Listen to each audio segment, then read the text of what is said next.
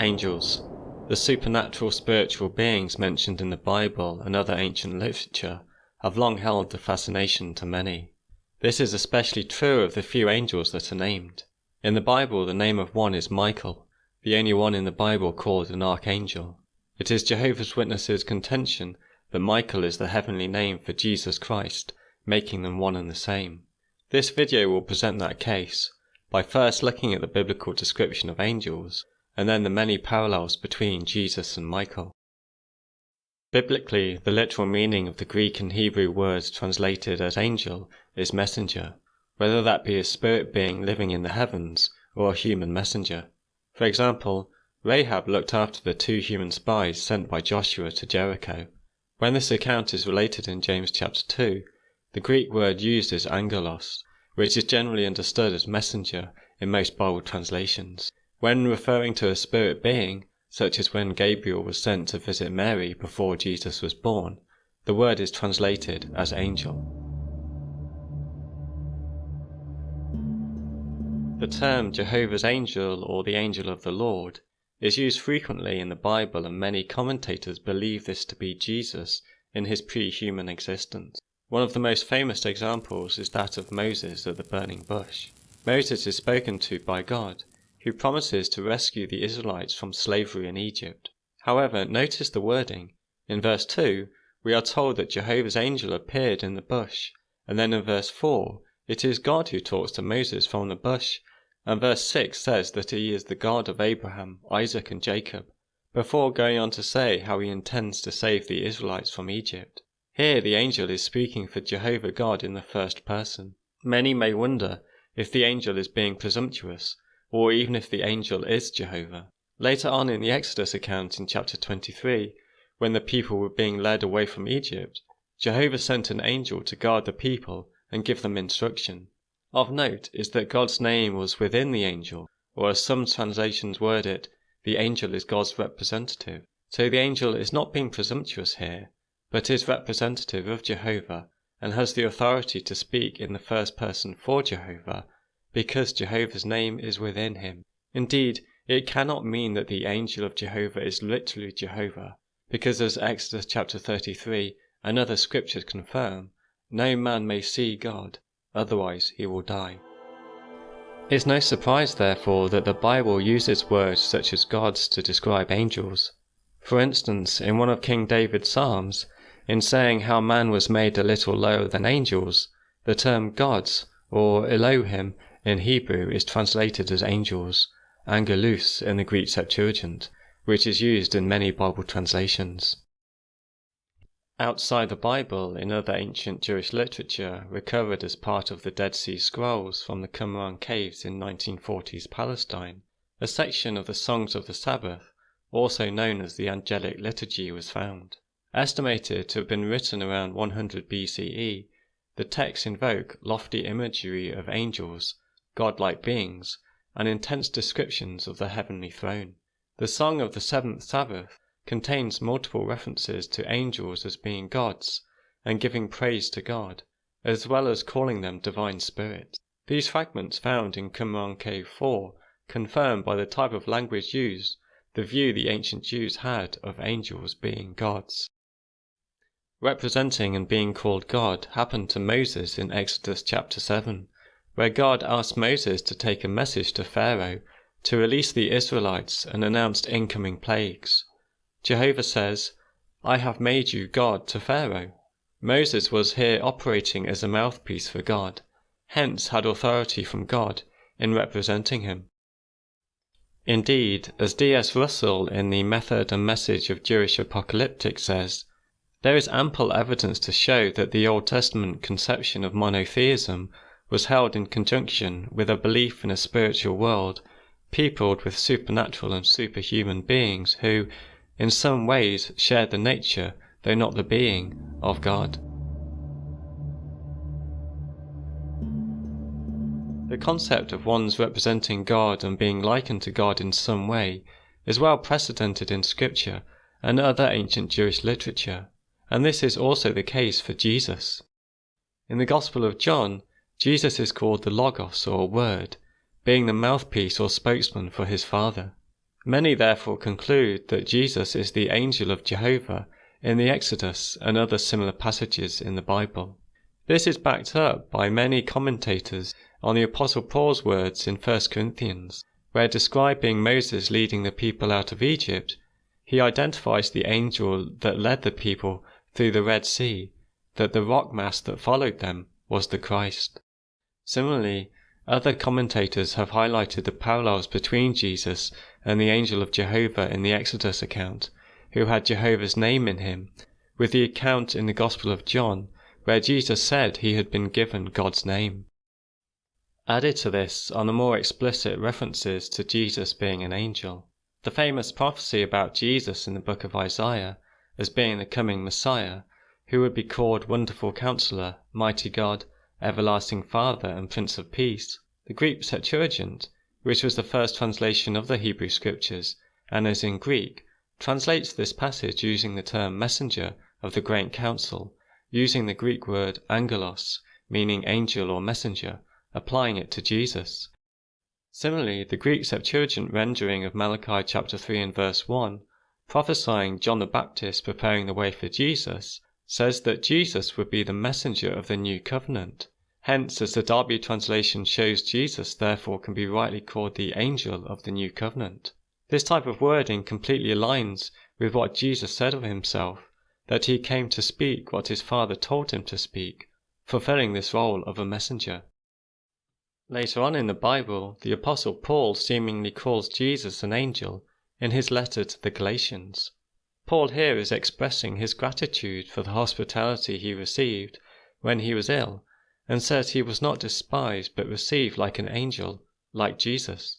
As Bart Ehrman points out in referencing Susan Garrett and Charles Geishen's work, this grammatical structure of but as is used elsewhere by Paul, and when he does so, the two groups or individuals after each as are being paralleled, and hence one being in the group of the other. In these examples, men of flesh being equivalent to infants in Christ, and persons of sincerity equivalent to persons sent from God. Indeed, as Bart Ehrman summarizes, the verse is not saying that the Galatians received Paul as an angel or as Christ. It is saying that they received him as they would an angel, such as Christ. By clear implication, then, Christ is an angel. This is perhaps not surprising, as the Interpreter's Dictionary under the heading The Messianic Expectation in Late Judaism says, "The figure of the Son of Man was moreover in accord with the otherworldly universal tendencies, as that of a pre-existent heavenly angelic being who, at the end of time, will appear at the side of God as judge of the world." Not only was this the case with the Jews, but there is additional commentary from the early church fathers. For instance, Clement of Alexandria, a theologian and teacher, who taught well-known church father Origen, in his writing the instructor says, "Formerly the older people had an old covenant, and the law disciplined the people with fear, and the word was an angel. But to the fresh and new people has also been given a new covenant, and the word has appeared, and fear is turned to love. And that mystic angel is born, Jesus." Here Clement is clearly twice called Jesus an angel. Another early church father, Melito, the bishop of Sardis, speaking of Jesus said, "Who was the fashioner of man, who was all in all, who among the patriarchs was patriarch, who in the law was the law, among the priests chief priest, amongst kings governor, among prophets the prophet, among the angels archangel, in the voice the word." Melito here is clearly linking Jesus to an archangel.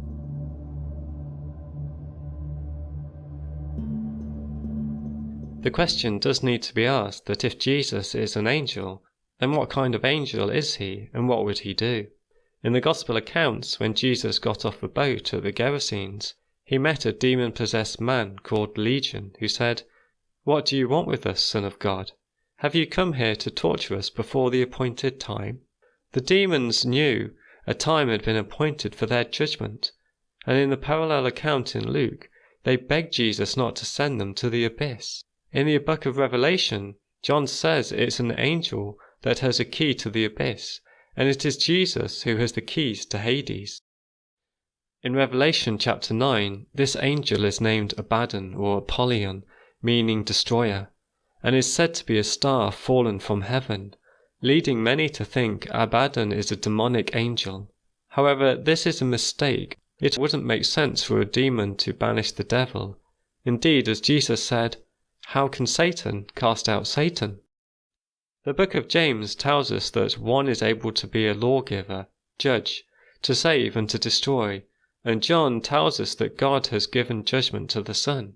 Remembering that the angel of the Lord, identified by many as Jesus, was responsible for slaying 185,000 men in one night, it would certainly make sense for the angel of the Lord to be referred to as a destroyer. Combine this with having the key to the abyss and the link to Jesus, the case for the angel Abaddon being Jesus is strong.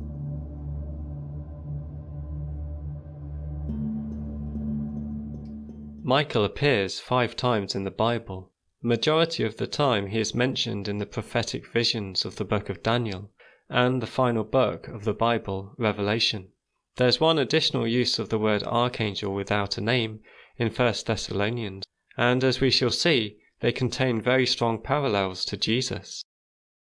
The first parallel is the title of Prince.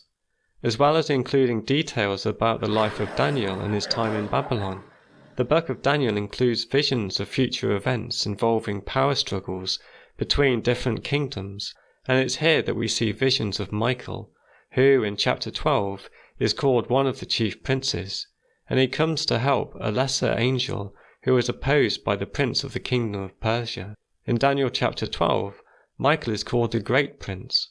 As mentioned earlier in the prophecy of the Messiah in Isaiah, the term prince as Prince of Peace and a princely rulership is applied to Christ.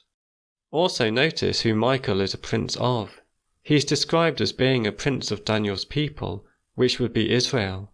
As already mentioned, 1 Corinthians makes the connection between Jesus and the angel of the Exodus leading the Israelites, creating another parallel between Jesus and Michael.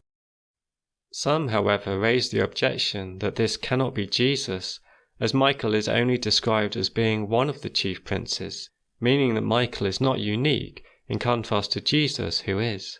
However, this argument falls down quite quickly. In Daniel chapter 8, God is also described as being a prince, in being the prince of the host and prince of princes. In addition, when we think of chiefs within a business organization, there are many with the job title of chief, such as the chief financial officer or a chief operations officer, and these will be managed by the chief executive officer.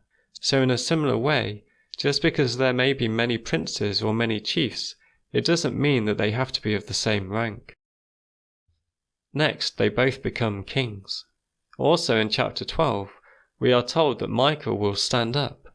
This terminology to stand up is used other times in Daniel's prophecy, and those standing up are said to be kings, where they are stepping up and becoming king, or acting in some way in their capacity as king. A few chapters earlier in Daniel chapter 7, a prophecy about the march of the world powers, at the climax of this prophecy, someone like a son of man was given rulership and dignity and kingdom, a clear description of the Son of Man or Jesus becoming king. This kingdom is made even more explicit in Revelation chapter 11, describing Jesus' kingdom reigning forever and ever. Then there is the primary role Michael and Jesus play during the Great Tribulation.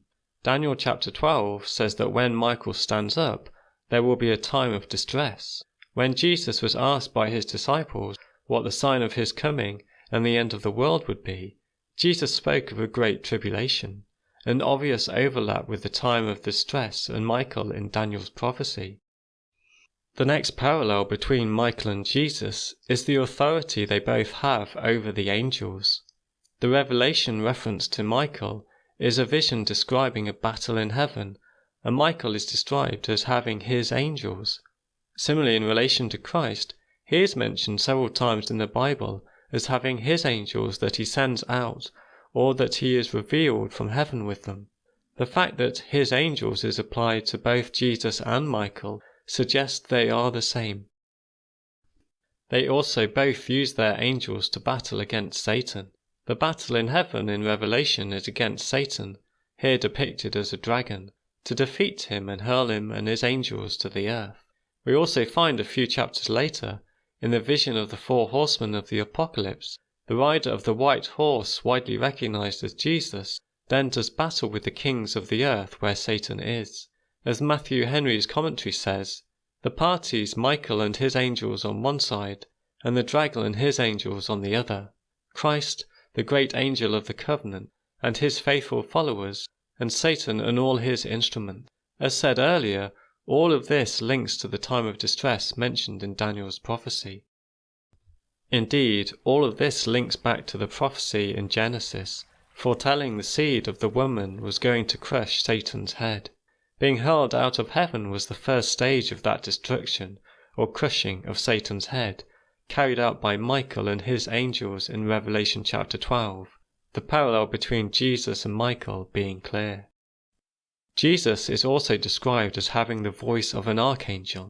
In 1 Thessalonians, Paul describes the resurrected Jesus descending from heaven with a commanding call, with an archangel's voice, and with God's trumpet, and that those dead in union with Christ will rise first. If Jesus wasn't an archangel and was superior, then it wouldn't make sense for him to be speaking with an archangel's voice. If someone today was described as singing with a tenor's voice, this would be understood to be a tenor. Some, however, object to this understanding, claiming that Jesus is being heralded and his descending being accompanied by an archangel's voice, a commanding call, and a trumpet blast. However, this ignores the 2 parallels in John and Daniel describing the resurrection, where in John it is at hearing Jesus' voice that the dead rise, and then in Daniel which links the time of Michael standing up to the dead rising. The overlap in these accounts is obvious. It's one voice in the singular that is used both for Michael and Jesus, hence they are one person.